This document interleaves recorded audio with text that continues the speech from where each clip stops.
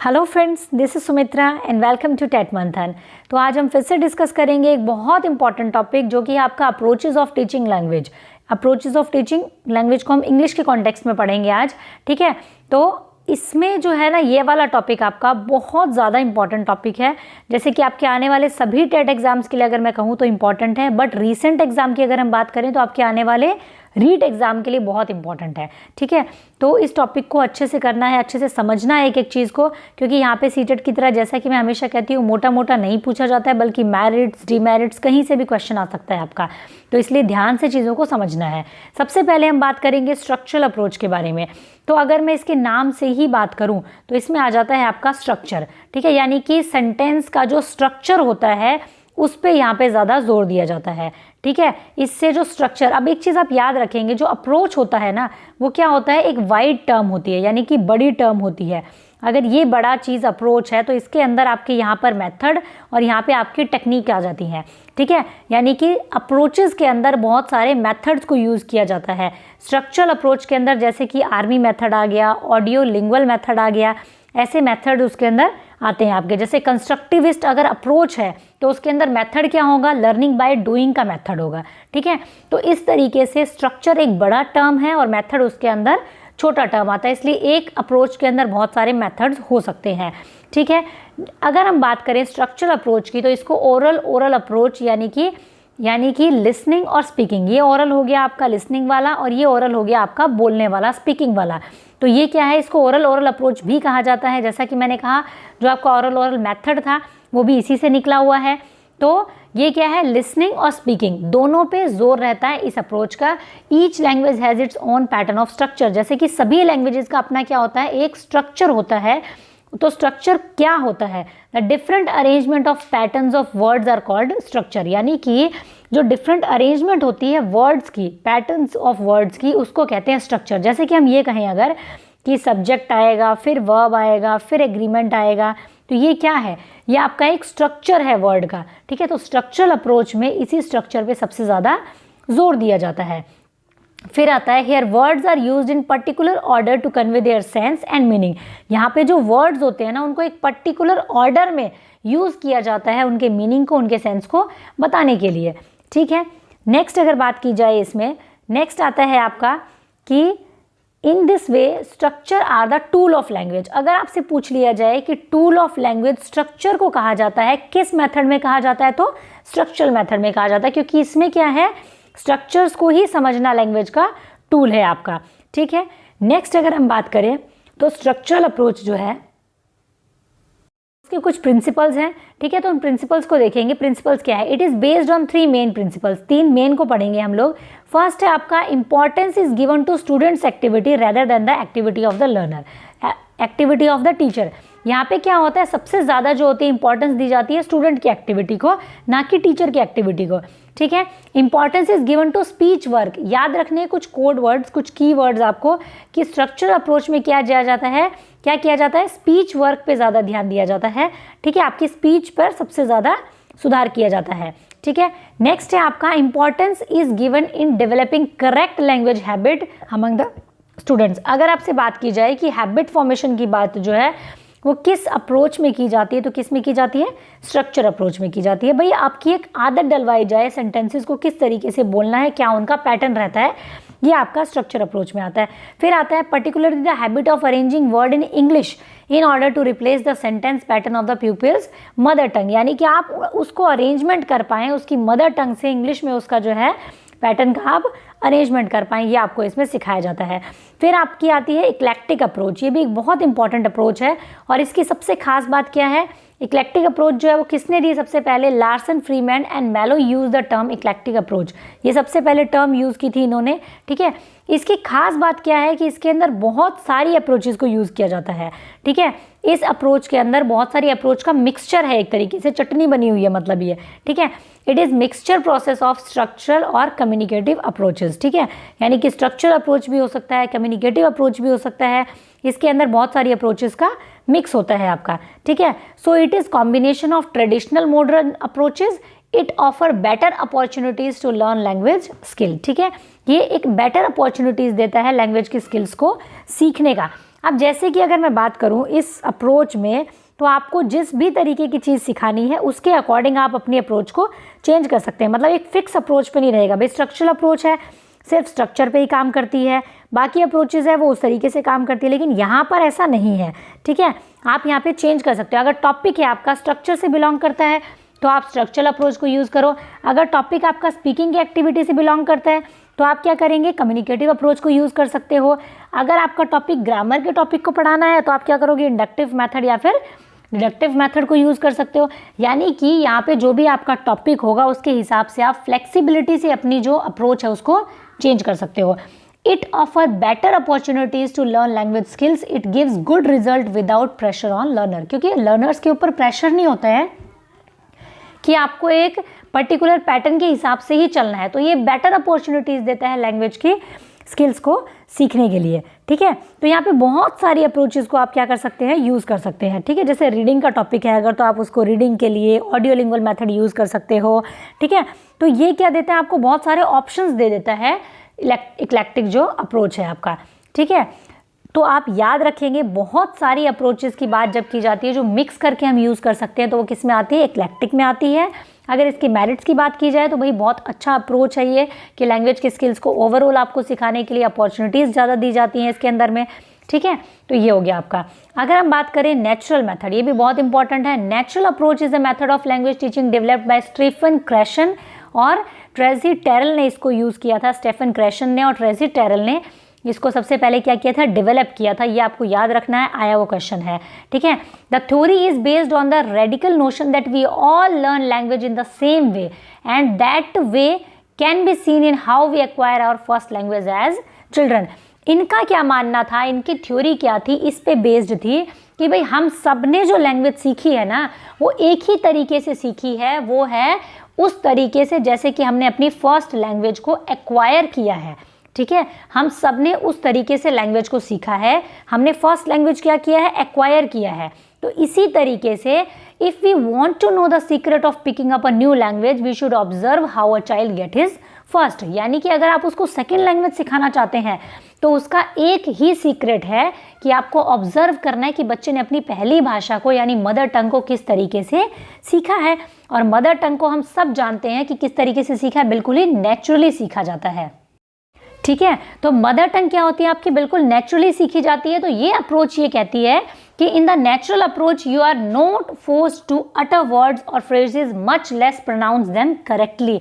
यानी कि यहाँ पर आपको क्या करना है, बहुत ज़्यादा फोर्स नहीं करना है आपको कि आपको बिल्कुल ही करेक्ट प्रोनाउंस करना है, या वर्ड्स पे फ्रेजेस पे इन सब पे आपको बहुत ज़्यादा फोर्स नहीं करना है बच्चे को, उसके ऊपर बर्डन नहीं देना है किसी चीज़ का, नेचुरली उसको सीखने देना है।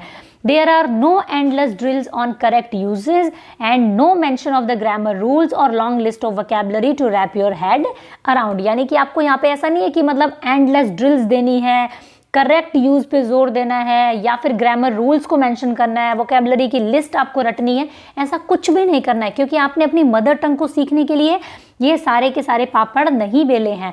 तो नेचुरल अप्रोच जो है वो यही कहता है कि जैसे आपने अपनी मदर टंग को एक्वायर किया है, जैसे बच्चे ने एक्वायर किया है ना, अपने एनवायरनमेंट से नेचुरली सीखा है, उसी तरीके का एनवायरनमेंट हमें बनाना है बच्चे के लिए, ताकि वो अपनी सेकेंड लैंग्वेज को, टारगेट लैंग्वेज को, हमारे यहाँ जैसे कि इंग्लिश है, उसको सीख सके। ठीक है, तो ये इनका अप्रोच का मानना है। इन the natural approach the initial focus really is on comprehension. ठीक है, जैसा कि आप लोगों ने देखा होगा कि हमारा जो बच्चा होता है वो मदर टंग को कैसे सीखता है, सबसे पहले वो सुन सुन के उसको कॉम्प्रीहेंड करना सीखता है। कॉम्प्रीहेंशन मतलब उसको समझना सीखता है। ठीक है, तो इसीलिए हमारा इनिशियल जो फोकस होना चाहिए बच्चे के कॉम्प्रीहेंशन पे होना चाहिए कि वो बोली हुई चीज़ को समझ पाए। भाई आपने अपनी मदर टंग कैसे सीखी है, आपके आसपास में आपकी मम्मी कुछ बोल रही हैं, आपके पापा कुछ बोल रहे हैं, ठीक है, वो वर्ड्स आपके सामने दिन भर में रिपीट हो रहे हैं, दिन भर में कॉन्टेक्स्ट में आप समझे जा रहे हैं उन वर्ड्स को, तब आपने क्या किया, उनको सीख लिया। पहले उनको समझना शुरू किया, कॉम्प्रीहेंड करना शुरू किया, रिलेट करना शुरू किया, और फिर उनको बोलना स्टार्ट कर दिया। तो इसी तरीके से हमें क्या करना है, दूसरी भाषा को भी सिखाना है। ठीक है, that's what natural approach is all about. ये इतनी ही बात है इसके बारे में। It is looking back to first language acquisition and using the whole bag of the tricks there in order to get the same kind of success for second language, third language, fourth language, fifth language, जो भी हो। इन्होंने क्या कहा है कि एक ही trick है आपकी ठीक है, सेकेंड लैंग्वेज को सिखाने की कि आपको क्या करना है। जो फर्स्ट लैंग्वेज उसने एक्वायर की है बच्चे ने, अपनी मदर टंग जैसे वो एक्वायर करता है, वहाँ पे जितनी चीज़ें आप ऑब्जर्व कर सकते हो कि बच्चा कैसे एक्वायर कर सकता है, कैसे वो अपने वर्ड्स को सीखता है अपने एनवायरनमेंट से, जितनी चीज़ें आप ऑब्जर्व कर सकते हो ऑब्जर्व करो और उसी को अपनी सेकेंड लैंग्वेज को सिखाने के लिए बच्चे पे अप्लाई करो। वही नेचुरल जो एनवायरनमेंट है बच्चे को देने की कोशिश करो। यही आपकी ट्रिक है किसी भी लैंग्वेज को सीखने की, फर्स्ट, सेकेंड, थर्ड, फोर्थ, हर लैंग्वेज को सीखने की यही ट्रिक है आपकी, ऐसा मानना है नेचुरल अप्रोच का। ठीक है, आपका क्वेश्चन क्या आया हुआ है प्रीवियस ईयर पेपर में, natural approach of learning language was developed by, किसने दिया है? क्रैशन एंड टेरल ने दिया है, चॉम्स्की ने दिया है, ब्रिटिश ने दिया है या फिर हेनरी गॉइन्स ने दिया है? तो किसने दिया है आपका? क्रैशन एंड टेरल ने दिया। अभी हमने पढ़ा नेचुरल अप्रोच किसका दिया हुआ है? क्रैशन एंड टेरल का दिया हुआ है। ठीक है, नेक्स्ट देख लेते हैं। नेक्स्ट आता है आपका सिचुएशनल अप्रोच। सिचुएशनल अप्रोच क्या होता है? जैसा कि इसके नाम से भी आपको पता चल रहा है, यानी कि सिचुएशन के अकॉर्डिंग आपको बच्चे को क्या करना है? लैंग्वेज सिखाना है। जिस सिचुएशन में बच्चा रह रहा है, जिस एनवायरनमेंट में बच्चा रह रहा है, उसी से रिलेट करके आपको लैंग्वेज को क्या करना है? सिखाना है। ये किसने डेवलप किया है? A.S. Hornby and Harold Palmer ने इसको डेवलप किया। ये वर्ड्स आपको देखो याद रखने पड़ेंगे, ठीक है, क्योंकि वर्ड इनसे जो क्वेश्चंस जो है ना वो बहुत सारे पूछ लिए जाते हैं, रीट या फिर एस्टेट जैसे एग्जाम्स में। एस्टेट खैर इसमें एस्टेट का ही सिलेबस नहीं है इंग्लिश पेडागोजी का, बट मैं एक एग्जाम्पल ले रही हूँ कि फैक्चुअल क्वेश्चंस जो है इस तरीके के पेपर में आते हैं आपके, जैसे कि जो जॉब वाला क्वेश्चन होता है, जॉब वाला पेपर होता है आपका। ठीक है, the approach suggested that any language item whether it is structure और a word should not be presented in isolation. क्या कहना चाहता है कि कोई भी लैंग्वेज आइटम हो, चाहे वो स्ट्रक्चर हो, चाहे वो वर्ड हो, वो कभी भी आइसोलेशन में यानी कि आपको अकेले में नहीं सिखाया जा सकता। आइसोलेशन यानी कि एक बंद कमरे में अगर बच्चा होगा तो क्या वो भाषा सीख पाएगा? नहीं सीख पाएगा। इसीलिए it has to be introduced and practised in a context और सिचुएशन। उसको किस तरीके से सिखाना पड़ेगा हमें? उसको कॉन्टेक्स्ट में यानी संदर्भ में, जहाँ पे वो रह रहा है उससे संदर्भ में, और उस सिचुएशन में हमें क्या करना पड़ेगा? रह करके सिखाना पड़ेगा। जैसे क्लासरूम में हमें सिखाना है तो क्लासरूम के सिचुएशन में आप चीज़ों को रिलेट करके सिखाएंगे। The situation approach indicate as to how a teacher should create a real situation in a classroom. किस चीज़ पे ये इंडिकेट करता है कि एक टीचर जो है वो किस तरीके से रियल सिचुएशन जो है वो क्रिएट करता है क्लास में लैंग्वेज को सिखाने के लिए। जैसे कि अगर बात की जाए, टीचर अगर आपके सामने प्रोनाउंस कर रहा है बार बार, open your books, close your books, open your books, close your books, यानी कि रियल लाइफ सिचुएशन में, कॉन्टेक्स्ट में वो आपको बता रहा है कि बुक्स कही जा रही है, क्लोज करना क्या है, ओपन करना क्या है। ठीक है, ये सारी चीज़ें क्या है? कॉन्टेक्स्ट में आपको सिखाई जा रही है। जो आपके सामने है चीज़ें, ठीक है, उनसे रिलेट करके सिखाया जा रहा है। अगर आपको ये कहा जाए कि किताब खोलो, किताब खोलो, किताब खोलो, तो आप क्या कहेंगे? किताब सीख जाएंगे। अगर आपको ये कहा जाएगा open your books, close your books, open your books, तो आप क्या सीखेंगे? बुक्स ओपन क्लोज सीखेंगे। ठीक है, तो ये हो गया आपका सिचुएशन में सिखाना। कैरेक्टरिस्टिक्स की अगर बात की जाए, speech is the basis of language teaching. यहाँ पे सबसे ज़्यादा जोर किस बात पे दिया जाता है कि सिचुएशन में, कॉन्टेक्स्ट में स्पीच सिखाई जाए, स्पीकिंग सिखाई जाए। Reading and writing are based on items which have already been introduced and practised orally. ठीक है, रीडिंग और राइटिंग कब करवाई जाएगी? उन आइटम्स पे करवाई जाएगी जो कि ऑलरेडी प्रैक्टिस किए जा चुके हैं, ऑरली जिनको समझाया जा चुका है कॉन्टेक्स्ट में, उनको फिर रीडिंग और राइटिंग में लाया जाएगा। New words are introduced incidentally in the class. बहुत इंपॉर्टेंट टॉपिक, बहुत ही इंपॉर्टेंट लाइन। न्यू वर्ड्स जो होंगे ना, नए नए वोकेबलरी के वर्ड होंगे, वो आपको रटवाए नहीं जाएंगे, वो आपको इंसिडेंटली क्लास में बोल दिया जाएगा। ठीक है, और आप उनको सीखते चले जाएंगे। ठीक है, जैसे कि किसी बच्चे को क्लास में बोल दिया, वाह आपकी ड्रेस तो बहुत सुंदर लग रही है। ठीक है, तो आपने सुंदर बोला तो बच्चा सुंदर सीख जाएगा। ठीक है, अगर आप बोलेंगे वाह you are looking very beautiful, तो यानी कि आपने उसको एक ब्यूटीफुल वर्ड सिखा दिया, वोकेबलरी सिखा दी, और आपने उसको कॉन्टेक्स्ट में सिखाया। बच्चे को समझ आ गया, आप उसकी तारीफ कर रहे हो, और आपने उसको इंसिडेंटली क्या किया? एक वोकेबलरी का वर्ड दिखा दिया कि ब्यूटीफुल। ठीक है, तो या फिर आपकी ड्रेस जो है बहुत ही नीट एंड क्लीन है, तो आपने एक वोकेबलरी वर्ड दे दिया नीट एंड क्लीन। ठीक है, तो इंसिडेंटली आपने न्यू वर्ड्स को क्या किया? यहाँ पर आपने वो कर दिया, इंट्रोड्यूस कर दिया। Lots of appropriate material is use to create proper and real situation. ठीक है, examples are given to make the things clear. ठीक है, यहाँ पे क्या होता है? बहुत सारे प्रॉपर जो है रियल सिचुएशंस के लिए एप्रोप्रिएट मटेरियल का यूज़ किया जाता है और एग्जाम्पल्स को दिया जाता है। Meaning of words are presented in context. Context में मीनिंग बताया जाता है वर्ड्स का, कोई अलग से ट्रांसलेट नहीं किया जाता है। ठीक है, यानी कि कॉन्टेक्स्ट में जो चीज़ें हैं उनका मीनिंग आपको अपने आप में पता चल जाता है, ठीक है।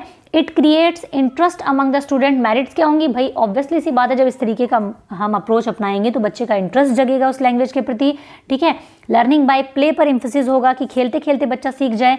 Action change make the classroom atmosphere lively. भाई मतलब ऐसा डल सा क्लासरूम नहीं होगा कि कोई डायरेक्ट मेथड या कोई मतलब लेक्चर मेथड चल रहा है, नहीं, यहाँ पे एक्शन चेन है आपकी जो क्लासरूम के एटमॉस्फेयर को क्या कराएगी, लाइवली बनाएगी। Lot of material aid use to make the learning stable and interesting, ठीक है। वही जैसे कि मैंने पहले बताया, lots of example can be given, examples दिए जाएंगे। Teacher can make his illustration clear by using various materials और पिक्चर्स के थ्रू भी आप सिखा सकते हैं बच्चे को, ठीक है। तो वो भी क्या होगा, सिचुएशनल में आएगा। Stress is given on learning through hearing. किस चीज़ पे स्ट्रेस दिया जाएगा कि सुन करके सीखा जाए, इस चीज़ पर स्ट्रेस दिया जाएगा, ठीक है।